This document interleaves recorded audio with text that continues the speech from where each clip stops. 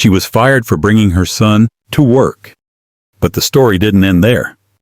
Her new boss walked in and said, "I was that kid. Why is your son here, Brenda?" "This is a workplace, not a daycare." Letitia's sharp voice cracked through the conference room. Every eye darted to the young woman at the end of the table.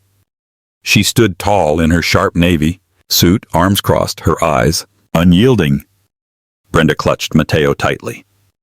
The little boy, flushed with fever, wheezed softly as he buried his face into her chest. Her blonde hair clung to her cheeks, damp with stress. "I had no one else," she said quietly. "He's sick. I couldn't miss another day." Letitia just shook her head. "Company policy is clear. No children allowed on site. This is unacceptable." A heavy silence fell over the room. Brenda looked around, hoping for a single ally, for someone to speak up. Her co-workers just avoided her gaze. She swallowed hard. "I just needed to finish my shift, that's all." Letitia's tone was clipped and cold. "You are terminated." Effective immediately. Brenda froze, her breath caught in her throat, her heart racing. No one moved. No one said a single word. There was just the rustle of papers and the quiet hum of the overhead lights. Letitia turned away, her part in the drama done. Brenda hugged Matteo closer, his small body hot against hers. Slowly, she turned and walked out, her legs trembling beneath her. The hallway was empty and long. She pushed through the glass doors and stepped into a gray, drizzling afternoon. Rain tapped softly on the pavement. Brenda pulled off her jacket, wrapping it tightly around Matteo. Her blouse quickly soaked through, clinging to her back. Matteo whimpered, "Mama, I'm cold." "I know, sweetheart," she whispered, kissing his warm forehead. They descended the steps, passing, people hurrying by with umbrellas. None of them stopped. None of them looked. The world just kept moving. She felt completely invisible. Each step was heavier than the last. Her job was gone. Her child was sick. The bills were piling up. Her phone was dead. She had no car and no one to call. But she kept walking. At the street corner, she paused. Matteo's breathing was shallow and wheezy. Brenda held him tighter, pressing her cheek to his forehead. "We're going to be okay," she murmured, more to herself than to him. "Mama's not giving up." The rain began to fall harder now. Brenda shielded him as best she could, tucking his head under her chin. He coughed again, his tiny hand gripping her necklace. She passed a brightly lit cafe. Warmth and laughter glowed from the windows. People inside were laughing, dry and safe. Brenda hesitated, then turned away, before anyone could see the tears in her eyes. She kept moving. In her head, a mantra began to form. "I will not give up. I will not give up." She crossed the street, water splashing around her worn-out shoes. She ducked under a store awning for a moment's shelter. Matteo stirred slightly, murmuring in his sleep. Brenda looked down at him and brushed the wet curls from his forehead. "You're going to be okay," she whispered. "I promise." The rain didn't stop. The wind didn't ease. But she stood there cradling her son, not in despair, but in quiet determination. She had nothing left but him, and, for her, that was everything. Brenda clutched a stack of resumes, worn at the edges. The creases seemed to deepen with every rejection. She had walked from one end of town to the other, knocking on doors, speaking with managers, leaving applications at diners, convenience stores, and gas stations. She even applied for janitorial services. But each conversation ended the same way. Polite smiles that faded the moment. They asked about her last job. When the word terminated appeared on her record, the tone shifted. "I'm sorry, ma'am. We're looking for someone with a more stable history. HR flags, that kind of dismissal. There's nothing we can do. We'll call if something opens up," but they never did. By the fourth week, Brenda had pawned her engagement ring It had been left in a drawer long after Mateo's father disappeared. The money went to food and a single bottle of asthma medication. It was the cheapest she could find, without insurance, and it was not enough. One night, as the wind howled, outside their shelter in a half-lit gas station restroom, Mateo's breathing turned shallow and rapid. His little chest heaved with each inhale. Brenda crouched beside him, holding the inhaler tightly. She whispered, "Just breathe, baby. Please breathe." She counted to 10, with him trying to keep her voice calm as tears burned behind her eyes. He nodded, trusting her completely. She had no home, no savings, and a child who needed more than love could provide. The gas station attendant, an older woman named Carol with tired, kind eyes, took pity on them. She let them stay in the employees' restroom during the night. It wasn't much, just a bench, a blanket Carol had pulled from her car, and a flickering fluorescent light. But it was dry and it was warm, enough to keep Mateo safe. During those nights, Brenda cleaned. She mopped bathrooms, refilled paper towels, and wiped greasy doorknobs and trash bins. She worked in silence, her hands raw, her knees aching. The smell of ammonia and bleach filled her lungs, but it kept her awake. Every dollar she earned was counted 3 times before she spent it. One evening, she returned to the restroom after her shift. Mateo lay curled under the thin blanket, his breathing finally steady. His face was peaceful in sleep, his cheeks slightly pink from the fading fever. Brenda sat beside him, smoothing back his hair. She leaned down and kissed his forehead gently. She whispered into the darkness, "You did so good today, sweetheart. Mama's proud of you." He stirred, slightly murmuring, "I love you, Mama." Her throat tightened. She looked at the clock on the wall. It was nearly 3 a.m. Her next shift would start in less than an hour. She could barely feel her legs, and her arms trembled from exhaustion. Brenda pulled the blanket tighter around him and tucked the inhaler close to his chest. Then she whispered, "Sleep well, my little lion. I'll be right back." She stood, quietly shutting the door behind her. The hallway was empty. The fluorescent lights above buzzed faintly as she picked up the mop and bucket. Her body ached, her eyes burned, but her resolve remained steady. She would clean every floor in the city if it meant Mateo could breathe. If it meant he would smile again, without a wheeze in his chest. She whispered it to herself like a quiet prayer. "I'll come back. I always come back." Brenda had grown used to the quiet knock on her door each morning. 3 soft raps, a pause, then a gentle voice in Spanish. "Mija, I brought you something." It was Mrs. Maria, her neighbor from down the hall. The older woman had weathered her own storms in life, raising 4 children alone, surviving layoffs, scraping together dignity through sheer will. Brenda had once helped her carry groceries upstairs. Since then, Maria had watched over her like a guardian angel in worn slippers and a headscarf that always smelled of lavender. That morning, Maria handed Brenda a folded flyer. "Solunas Rivera," it read in bold letters across the top. "Now hiring afternoon. Janitorial staff, no diploma. Required." Brenda stared at it as if it might vanish. "They're a cleaning company," Maria explained. "They take care of office buildings, mostly. It is not glamorous, but it is steady." She looked at Mateo, who sat nearby drawing superheroes on scraps of cardboard. "And they are run by our people. Maybe they understand." Brenda clutched the flyer. "Thank you. I'll go right now."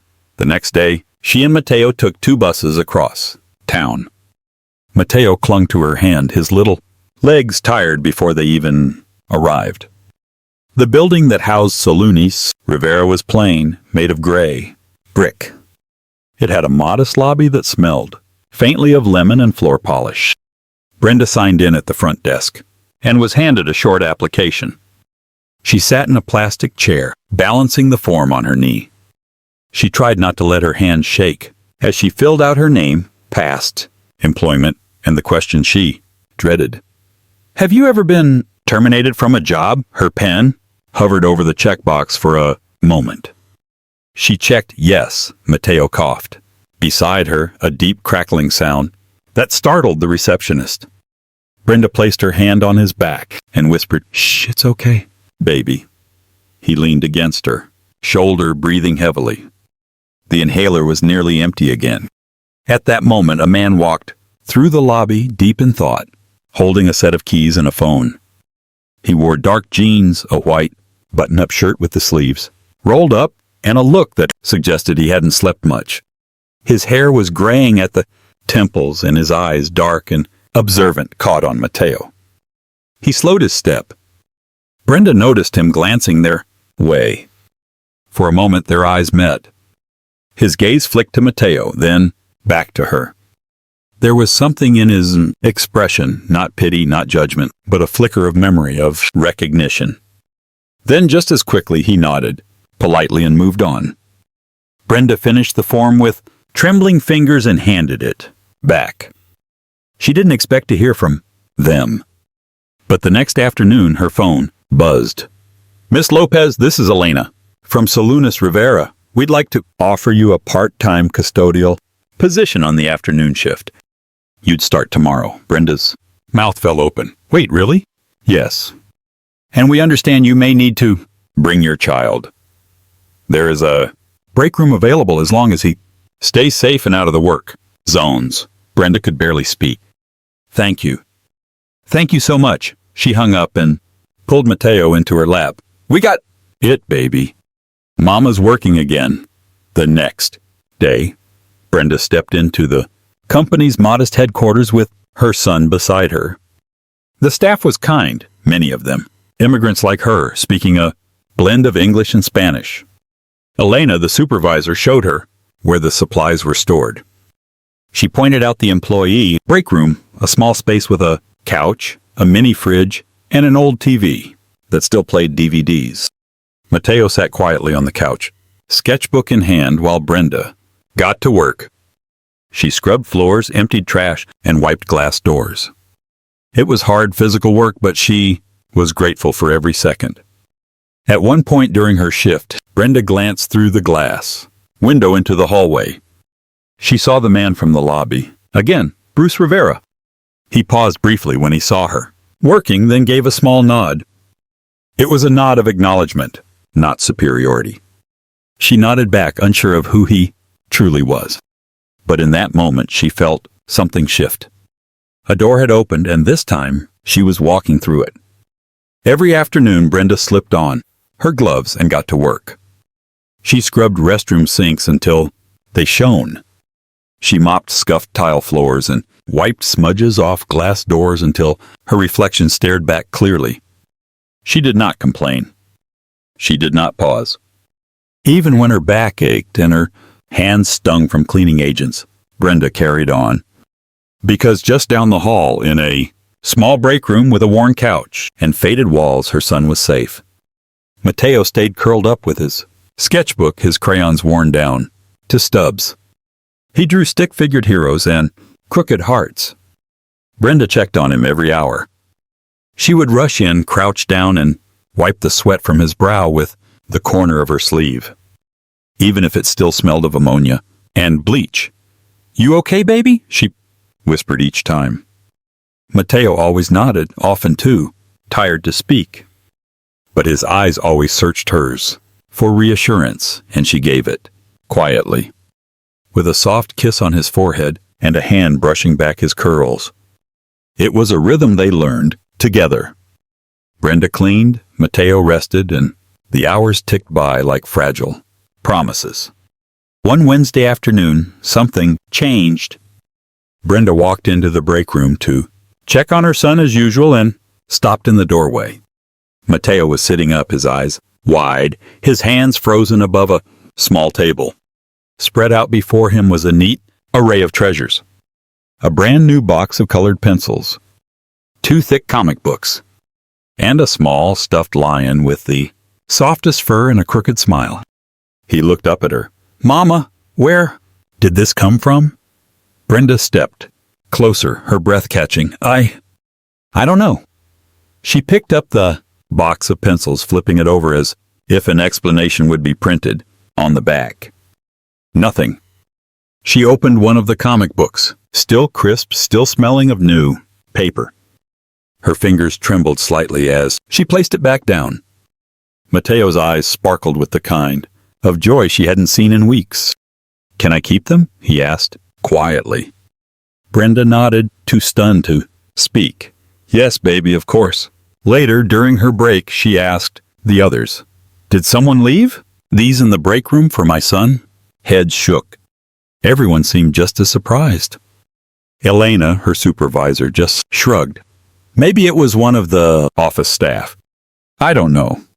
But it's sweet, isn't it? Brenda smiled and murmured a thank you to no one in particular.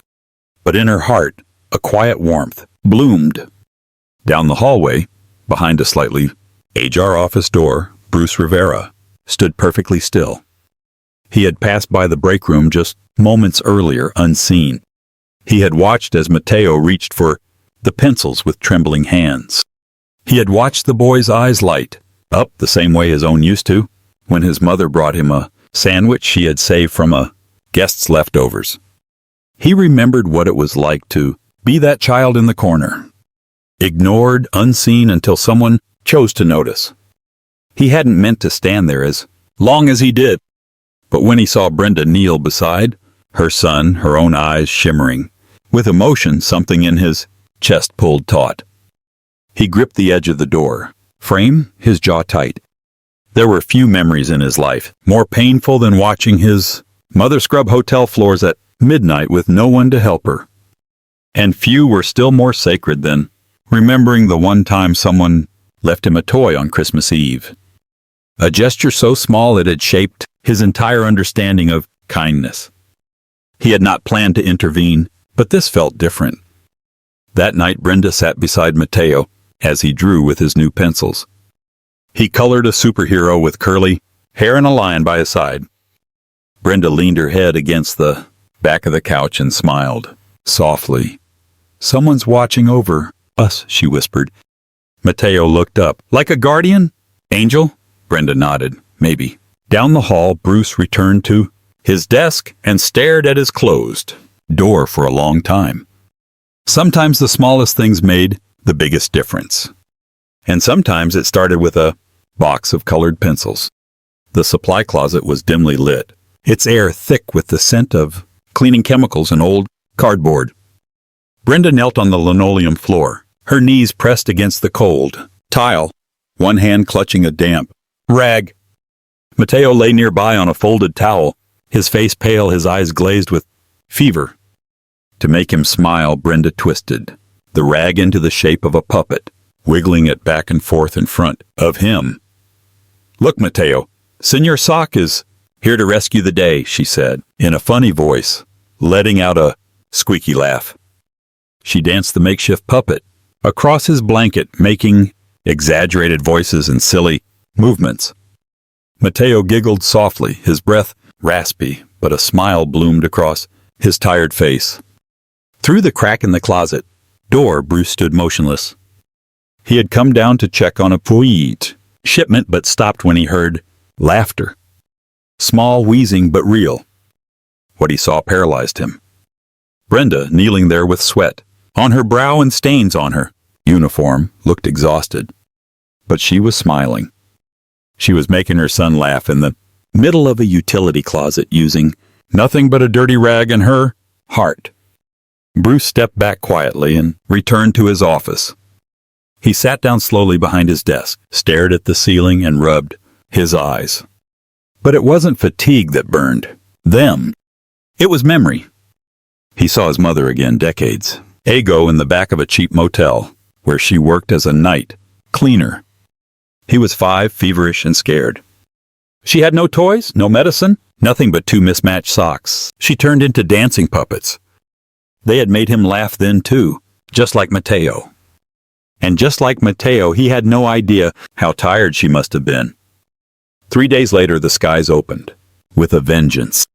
The rain fell in thick sheets, flooding gutters and washing over the parking lot of the Rivera building. It was nearly 7 p.m., and most of the staff had gone home. Brenda exited the side door, holding Mateo tight against her chest, his head buried in her jacket. She had no umbrella, only a fraying coat she wrapped around them both, shielding him from the wind and rain. As she stepped into the downpour, a shadow moved beside her. A large dark umbrella opened above them. Brenda turned in surprise.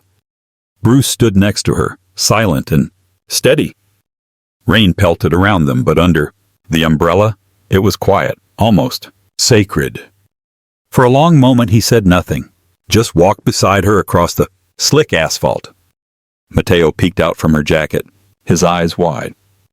When they reached the edge of the lot, Bruce stopped. He handed her the umbrella. No one who tries that hard to do the right thing deserves to walk in the rain, he said softly. Then he turned and walked back, toward the building without waiting for thanks. Brenda stood there, umbrella in one hand, her son in the other, stunned into silence. From that day on, something shifted. She started to notice him more. How he always arrived early. How he asked employees about their families. How he sometimes lingered for a moment outside the break room as if checking that Mateo was okay. He never asked for recognition. In fact, he seemed uncomfortable with it. Brenda began to understand him in ways she couldn't explain. A week later, Mateo entered the main office with a folded piece of paper. Brenda had asked him to wait in the break room, but he had wandered off with quiet determination. Bruce was at his desk reviewing invoices when the boy appeared. "This is for you," Mateo said, holding out the paper. Bruce took it and unfolded it carefully. It was a drawing. A tall man with an umbrella stood over a woman and a child in the rain. A wide smile was stretched across the child's face. Above it, Mateo had written in block letters, "Thank you, Mr. Bruce. You're like a quiet superhero." Bruce's throat tightened. He looked at the boy, who simply shrugged and said, "Mama says people like you save the day," without making any noise. He reached out and gently ruffled Mateo's hair. "I'll keep it safe," Bruce said, his voice thick with emotion. And he did. He taped it to the inside of his office cabinet. That night he placed a small, labeled inhaler inside Brenda's locker. There was a note. "For the breaths that matter most," he also called Elena, the supervisor, and arranged to cover the cost of Brenda and Mateo's lunch for the rest of the month. Anonymously, of course. He wasn't trying to be a hero. He was just trying to repay a kindness once given to him long ago by a woman who had nothing but never let him feel it. Just like Brenda.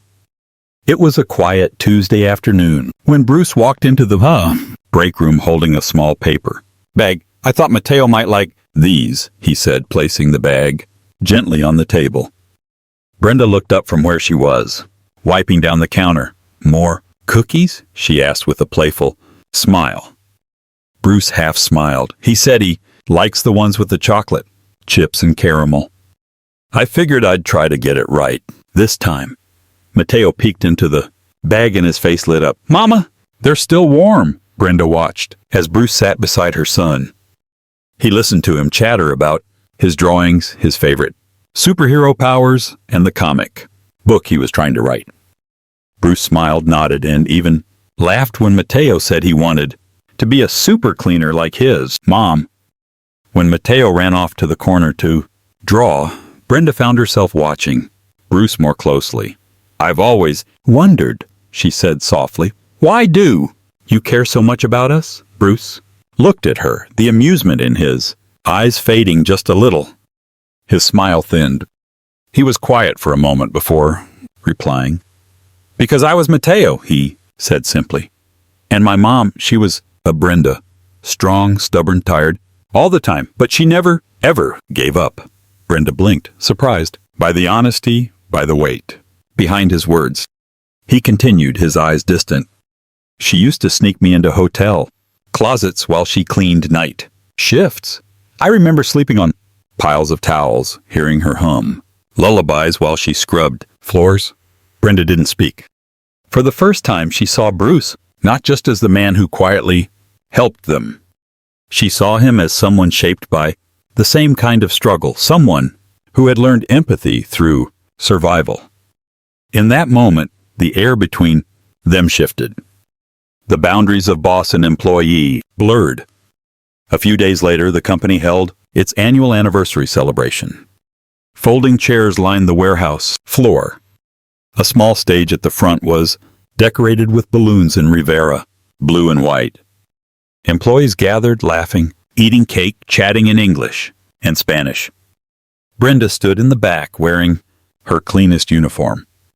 Mateo stood beside her in a slightly too big button-up shirt that Maria had ironed for the occasion.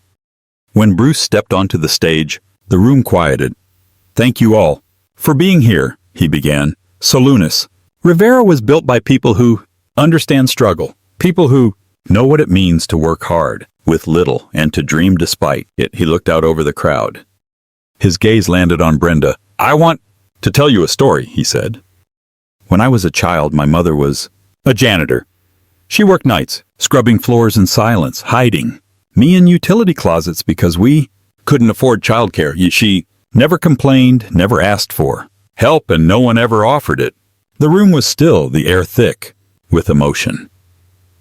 A few weeks ago, I saw a young mother doing the same thing," Bruce continued. "Tired, overworked, but loving her son with every breath she had left. I saw her, and I remembered." He paused, swallowing hard. "I am proud to work alongside someone like Brenda Lopez. Her strength, her grace, her commitment. She is everything this company stands for." There was a beat of stunned silence before the applause erupted, loud and lasting. "And so," Bruce added, raising his voice just slightly, "it is my honor to officially promote Brenda to supervising custodian effective immediately." Brenda's mouth opened slightly, her breath catching, and he said, turning his gaze toward Mateo, "So Lunas Rivera will be providing a full education scholarship for Mateo Lopez through high school and into college if he chooses. Because no child should have to carry the weight of their parents' struggle alone." The crowd was on, their feet clapping, some wiping away tears. Brenda's legs threatened to give way beneath her. She felt Mateo's small hand slip into hers. She wasn't crying for the promotion or the scholarship or even the recognition. She was crying because for the first time in a long, long time, she did not feel alone. Bruce stepped off the stage and walked straight toward her. He didn't say anything, just looked at her, his eyes soft, a quiet question in his expression. She nodded, unable to speak, and he smiled. Because sometimes the loudest words are the ones left unspoken.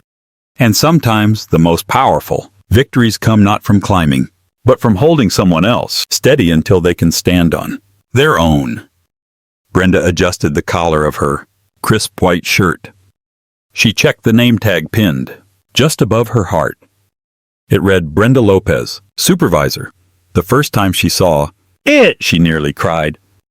Now she wore it with quiet pride. Her morning started earlier, her voice firmer when she greeted the cleaning teams. Her steps were more confident as she walked the halls. She still worked hard, harder, maybe, but there was a difference now. She felt seen. She felt heard. And she held her head just a little higher. Mateo's life changed too. His new school had a real library, one with beanbags and shelves full of superhero books. The teachers knew his name by the second day. They greeted him at the door, asked about his drawings, and encouraged his stories. He started smiling more, laughing, louder and breathing easier. Some days, Brenda would find Bruce in the break room after his meetings.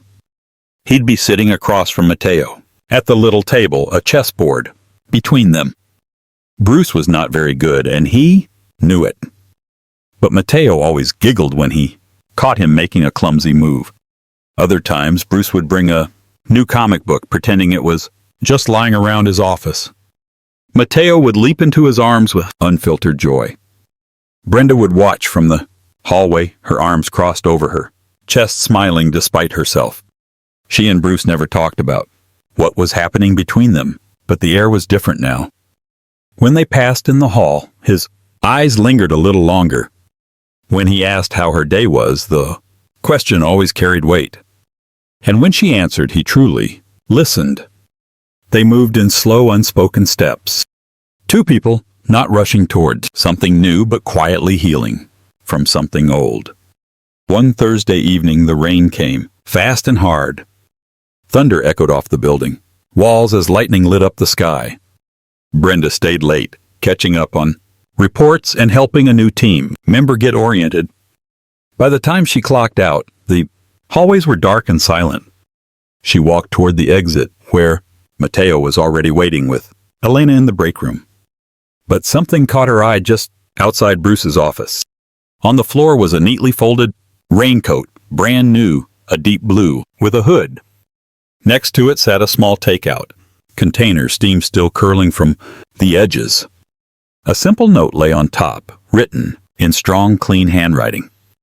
"Thank you for not giving up." Brenda stood frozen for a moment. She picked up the note, her fingers brushing over the words. The scent of warm rice and grilled chicken drifted up from the container. Her throat tightened. She slowly turned her head and saw him. Bruce was standing at the far end of the hallway, leaning slightly against the door frame. He didn't move toward her. He didn't say a word. He simply nodded once, a soft smile, tugging at his lips. And in that single look, Brenda felt everything. Gratitude, yes, but also admiration, care, something more than just kindness. She clutched the raincoat to her chest. In that silent, rain-soaked moment, she knew what they had was no longer just about a second chance. It was the start of something neither of them had dared to believe in again. Something that began not with fireworks but with small, steady gestures. And a note that said more than any grand speech ever could. The rooftop was quiet. High above the city's gentle Sunday, the late afternoon sun spilled across the concrete in golden streaks. A soft breeze stirred the corners of Brenda's blouse as she stepped out onto the terrace. The door clicked shut behind her. She squinted slightly against the light, and there he was. Bruce stood near the edge, hands in his pockets, his gaze cast over the horizon. The setting sun painted the sky in shades of orange and pink. It was as if the world had decided to slow down just for them. She walked toward him, her footsteps light but steady. "You said it was important," she said, softly. He turned, that familiar smile, tugging at his lips, the one that always felt like a secret between them. "It is," he replied. For a moment they simply stood there. Two people shaped by storms now, meeting in the calm. Bruce reached into his jacket pocket and pulled out a small box. No velvet, no ceremony, just simplicity. He opened it and revealed a silver bracelet, thin, elegant, and understated. On the inside, one word was engraved in small, clear letters. "Always." "I am not proposing," he said gently, his eyes never leaving hers. "I don't have a speech or a plan or anything fancy to offer." He stepped closer. "I just want to say this." He held out the bracelet, his voice quiet but unwavering. "I can't promise forever. I can't promise easy. But I can promise this. I will always be someone you and Mateo can lean on. Whenever you need me, however you need me, even if it's just to sit beside you and listen." Brenda looked down at the bracelet in his hand, then up at the man offering it. Not a knight, not a savior, but something far more rare. Someone real. She didn't speak right away. Instead, she reached out, took the bracelet, and held it gently in her palm. Then, with the faintest smile, she looked back at Bruce and stepped forward. Her arms wrapped around him, firm and certain. Not because she needed rescuing, but because someone finally stood beside her and saw her. Not as a burden, not as a symbol, but as a person worth choosing. She rested her head against his chest. "Thank you," she whispered. Bruce closed his eyes and held her close. The city stretched out below them, the sky turning softer with each passing second. A sudden shout broke the stillness. "Mama!" Mateo came bounding onto the rooftop, his cheeks pink from running, his hair tousled by the wind. He skidded to a stop when he saw them embracing, and his face broke into a wide grin. "You're smiling, Mama," he said breathlessly, his eyes wide. "You look like a superhero now." Brenda laughed. Clear, bright sound that echoed gently in the quiet air. She opened one arm and Mateo ran into the hug without hesitation. Bruce knelt beside them, pulling the boy into their circle of warmth. The three of them huddled together, the sunset draping its golden light over their shoulders like a soft blanket. No wedding, no grand declaration. Just the kind of love that grows quietly like a seed planted in the dark and watered with hope. They stood there for a long while, watching the world below. They didn't need to say anything else, because sometimes family isn't defined by blood or by vows. Sometimes it's simply the people who see the worst parts of you and choose to stay anyway. And in the glow of that fading sun, with a bracelet that said always, a boy who finally felt safe and two hearts finally steady, Brenda realized something. She didn't need a perfect ending. She just needed this moment. And it was more than enough. If this story touched your heart, reminded you of the quiet strength found in love, or simply made you believe in kindness again, we hope you'll carry its message with you. Because sometimes the most powerful stories aren't the loudest ones. They are the ones that whisper gently, "You are not alone." If you want more stories like this, tales of resilience, compassion, and unexpected connections that restore your faith in humanity, please subscribe to Soul Stirring Stories. Let us walk with you, one story at a time. Hit that subscribe button. Your next heartwarming journey begins here.